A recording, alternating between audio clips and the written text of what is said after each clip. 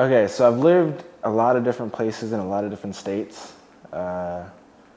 About 6 or 7 different states, about 14 or 15 different houses. I've lived in churches, I've lived in chicken shacks, I've lived in cars, I've lived on many carpets, many sofas. When I was homeless with my father, of course we didn't pay rent, we didn't have to sign any papers, no security deposits. I didn't know about anything of that stuff, so I had to learn how to do all of it. Good thing my girlfriend has done it before, so she knew a lot of it. It was, my girlfriend did most of it. She found it on Craigslist, and she like looked it up and researched it and all that. And after that, I got in contact with Larkin Street, an organization that I was doing an internship at, and they were like, hey, you know, we can give you money if you find your own apartment. It's supposed to take about a week and a half, but we didn't have a week and a half. We needed the money by like tomorrow or the day after tomorrow. So I was going to this conference thing. I was gonna speak on a panel about being homeless and being young. Just so happens that the lady who runs Larkin Street was on the same panel. So so I got to the panel, and we're all sitting there talking about being homeless, and then I started bragging or talking about this cool apartment that I wanted to get into, but I couldn't get into because I didn't have the money, and Larkin Street wasn't gonna come through with the money in time. So the lady who ran Larkin Street was like, oh, well, I guess I gotta get this kid his apartment as soon as possible. Which she did, and she hooked it up, and it all ended up really awesome, and I'd like to thank her for doing that, because I'm sorry, I kinda put the fire under her butt, so to speak. Hi, this is my apartment. It is a 1-bedroom. It used to be a steel factory, and then it turned into an art gallery, and then it turned into an apartment. And now it's my apartment. So I'm gonna show you around. I'm gonna show you some really good stuff. The first thing I'm gonna show you is my nuggets. I got them from a yard sale for $5, but I figure if I put them on eBay, they'd be worth a lot more. This is my super old school TV. I got it for free. I carried it here in a sheet. Put the sheet over my shoulder and carried it here.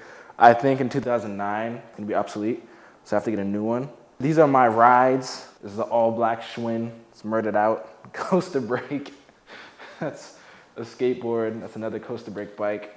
Those are 2 of my cars. I'm saying I'm real fuel efficient. I don't know if you can tell, but the room has a roundy feeling to it. So we had to find a big round leather couch to go with it. And we actually found it secondhand. We got it for like $150.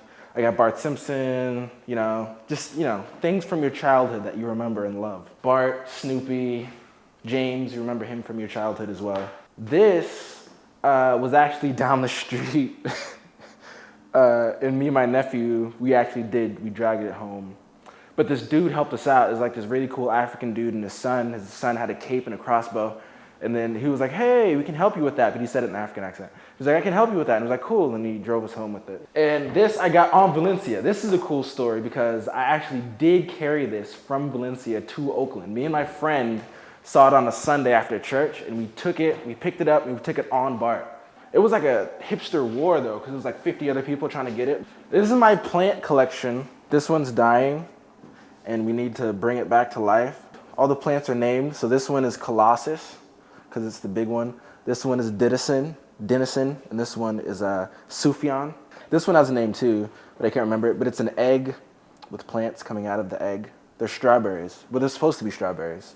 Okay, so we didn't have any shelves when we first got here, so everything was kind of like on the stove, and that is a fire hazard. So I got some old skateboards and got some old bracket thingies, and I drilled them to the wall, and they look really cool, and I feel like Martha Stewart because I did it. I feel like I'm in like home makeover edition.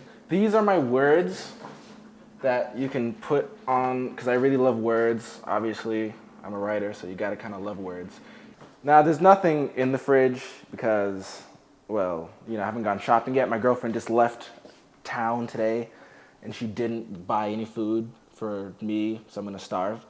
But there's some dip. We really like dip. There's some cheese in there. There's some cranberry juice. A lot of condiments, nothing you can actually eat, but stuff you can put on stuff that you eat. We make it. We're able to pay rent. We're able to eat. Even though it might be frozen dinners from the dollar store, we're still able to eat, I'm not complaining at all because it's something. This is my bathroom, and it leads to the bedroom, oddly enough. You have to walk through the bathroom. This was our selling point. When we came to the apartment, it was completely empty. There was like some art studio stuff in here, and we were like, as soon as we saw the bedroom, we had to have it because it's so big and spacious, and every room that I've ever lived in was really small and cramped. So it was really good to finally have a really big, spacious bedroom. Okay. Now, this wall I painted. I was like, I want a red wall in my house because it's mine. So I painted it red. My girlfriend's an artist, so she did like a really cool tree. And this is our book collection. It's really messy. But, you know, we can find what we're looking for. I went through a phase where I wanted us to read Hunter S. Thompson and be Hunter S. Thompson and drink hella rum and eat hella cheeseburgers and move to San Juan, but I didn't. Mitch is our other roommate. He is a total deadbeat. He doesn't help out with anything, but we allow him to stay here still because he's a drunk and had a bad home life, but he's cool. I found him in a parking lot once, and he can't hold his head up. And I didn't know, I thought he was a mute for a long time until like a month ago I found out he could do this, which just, you know, it's endearing to me. So whenever I try to throw him out, I can't really because he's Mitch. Having my own place is great. It's amazing. It's the best feeling ever because I get to control everything. I pay rent, I clean it, I do everything that I have to do to keep it up. I'm glad that it's all in my hands now. I'm still afraid that one of these months I'm not going to come up with rent and we'll get evicted and or something else bad will happen.